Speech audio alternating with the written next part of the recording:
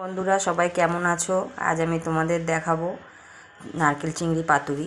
এর আগের দিন আমি শর্ট ভিডিও দিয়েছিলাম, সবাই বলেছে যে ফুল ভিডিও দিতে, তাই আজকে আমি কেমন করে করব ফুল ভিডিও দিচ্ছি তোমাদের।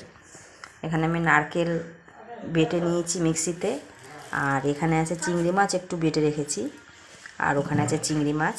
আর কি কি লাগছে দেখাচ্ছি আমি তোমাদের। রান্নাটা ভালো লাগে খেতে, তোমরা একবার বানিয়ে ট্রাই করে দেখতে পারো।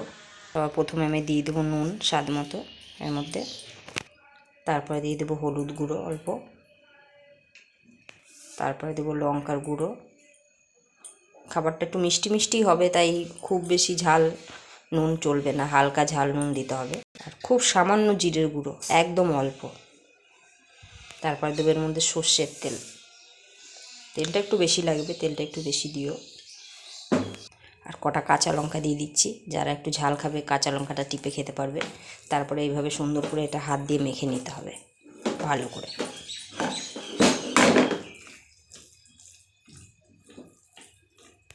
দেখো আমি এইভাবে মেখে রেখেছি সুন্দর করে। এবার আমার করতে হবে, কড়াই বসিয়ে দিতে হবে। কড়াই বসিয়ে দিয়েছি, এবার একটা থালার ওপরে আমি কলা পাতাটা এইভাবে একটুখানি তেল বুলিয়ে নেব। কড়াইটা গ্যাসের ওপর বসানো আছে। এবার এর মধ্যে মাছটা সুন্দর করে সাজিয়ে দিতে হবে।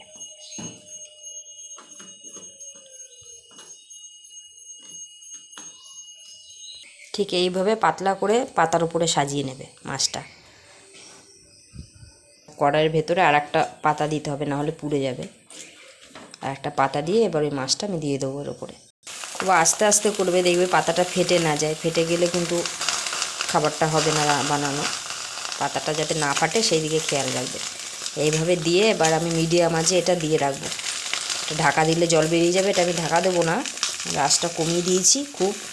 এইভাবে 15 থেকে 20 মিনিট জাল হতে হবে। এই পাশটা হয়ে গেলে ও পাশটা আবার উল্টে দিতে হবে পরে। 10-15 মিনিট হয়ে গেছে, এটা হয়েছে, ওদিকটাও দাগ লেগে গেছে মোটামুটি। এবার আমি এটা উল্টে নেব। আগে এইভাবে একটা থালায় নামিয়ে নিতে হবে, তারপরে এর ওপর থেকে আর একটা পাতা দিয়ে এইভাবে এইভাবে থালা চাপা দিয়ে এবার উল্টে নিতে হবে। আমি এক হাতে করছি, তোমাদের দেখাতে পাচ্ছি না উল্টানোটা। দেখো উল্টে নিয়েছি। এবার আমি ও পাশটা আবার কড়াইতে দিয়ে আরও 10 মিনিট এভাবে উল্টে আরও 10 মিনিট মিডিয়াম আঁচে জাল দিয়ে নিতে হবে, তাহলেই হয়ে যাবে।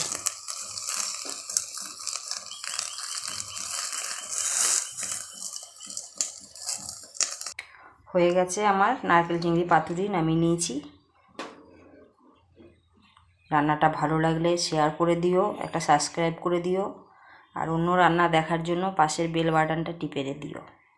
সবাই ভালো থেকো, সুস্থ থেকো, আর রান্নাটা অবশ্যই একবার ট্রাই করো। খুব ভালো লাগে খেতে, এটা সত্যিই খুব ভালো লাগে খেতে।